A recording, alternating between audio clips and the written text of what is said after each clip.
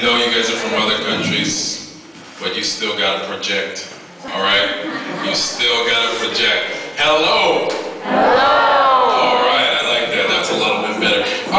This as International Education Week, I thought I would share with you a little bit of the international education that I received, not in the sense of the classroom or anything like that, but in the sense of my international experiences, and that's where this particular piece of work is coming out of, all right? So this is a combination of a poem and some stories. International education. International education. With culture shock comes some frustration. With cultural acceptance comes liberation. I want to share with you 4 things that were experiences for me. Thing 1, I remember I took a trip from Korea to Qatar. And on this trip, there was a woman, an old Egyptian woman. And this woman was sitting across the aisle from me. And I looked at this woman, and she looked at me. And I looked at her, and she looked at me. And she pointed at her feet, and she pointed at the chair. And she pointed at her feet, and she pointed at the chair. And I thought, okay, she wants to put her feet on the chair. So I said, yes, go ahead, go ahead. And so she put her feet on the chair, and then she looked at me, and I looked at her. She looked at me, and I looked at her. And she pointed at her feet, and she pointed at me, and she pointed at her feet, and she pointed at me, and I thought, what in the world does this woman want? What in the world does this woman want? So thinking as positively as I could, I thought, oh, maybe her feet hurt. And I'm younger than her, so she can tell me to do whatever she wants. So maybe she wants me to rub her feet for her.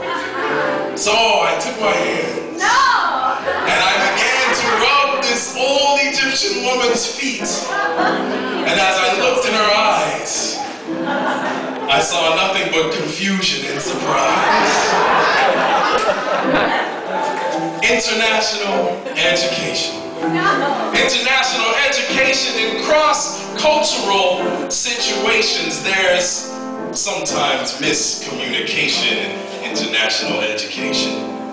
Thing 2, I also took a trip far to an island called Pompeii. Now, anybody who knows anything about island life, you know that people in the islands are very relaxed and they don't pay a lot of attention to details. And so, on this trip, I had a wonderful and lovely time, and I wanted to go to the store.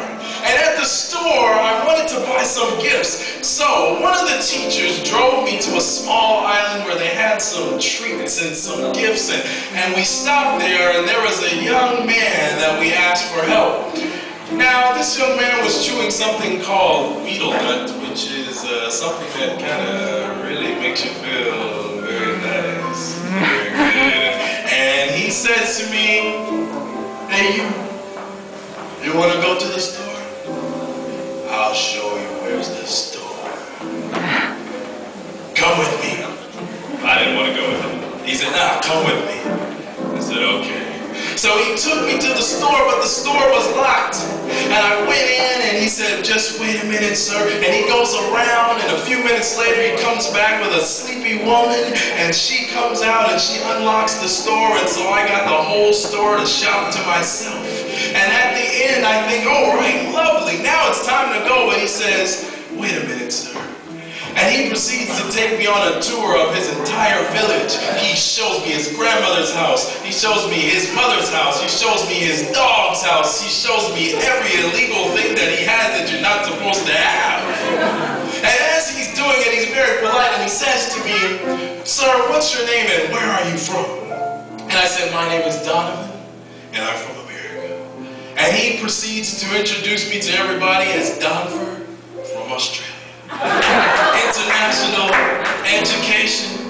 International education, you have to exercise some patience, but go with the flow. Use relaxation. International education. Thing 3.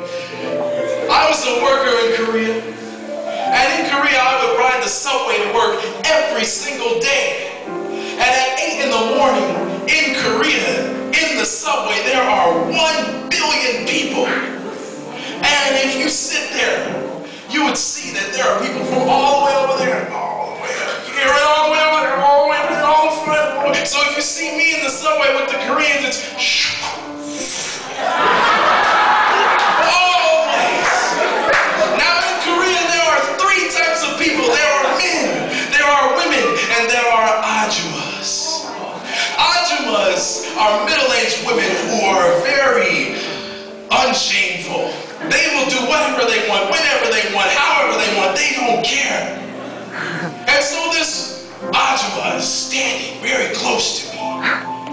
Very, very, very close to me. And this woman decides she's tired. And she cannot lay down here because there's people. She cannot lay down there because there's people. So she decides that it would be best to lay on my chest. And so I slowly and very deliberately put both of my hands high in the air so that everybody knows I have nothing to do with this situation. I did not pick this situation for this woman. You see, her head is on my chest, but my hands are nowhere near her. Everybody in the Korean subway, look, my hand is here, my hand is here. You see, international education. International education. In a sticky situation, proceed with caution and careful reservation. Last thing, thing 4. I was in the subway one evening in Korea and I was lost. And I was trying to find my way back to my house. And as I was standing there, I saw a young Korean man, and he looked over at me. And he looked back. And he looked over at me. And he looked back. And he looked over at me. And he came over. And I looked at him. And I walked away. And he looked at me. And he came over again. And he said to me, "Sir, are you lost?" I said, "Yeah, I'm lost. I'm trying to get to Seoul Station." He says, "I'm going to Seoul Station. I can help you." I said, "Thank you very much." And he looked at me again. And he came closer. And I looked at him. And I still looked at him. And he looks at my sweater and he says, "Fat Farm? The hip-hop clothing line? Fat Farm?" And I said, "Yes, Fat Farm, hip-hop clothing line." And he gets a smile on his face. And he grabs his sweater and he says, "Fat Farm, hip-hop clothing line." And I said, "Oh, very nice." And he says, "You, very nice too." And he continues to walk closer to me. And he says, "Do you like Eminem?" And I said, "Yes, I like Eminem." And he pulls out his cell phone. And he takes out his earphone and he puts it in my ear. And he pushes play. Eminem. And so we sat together on the subway in our Fat Farm sweaters, bobbing our heads to Eminem. International education. International education, sometimes it takes careful observation, but you can find similarities in open conversation. International education.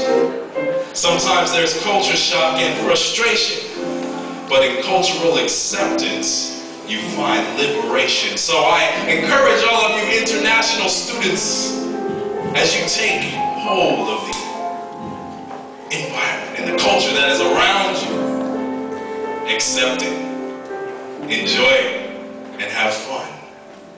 Because in that, you will find liberation. Enjoy.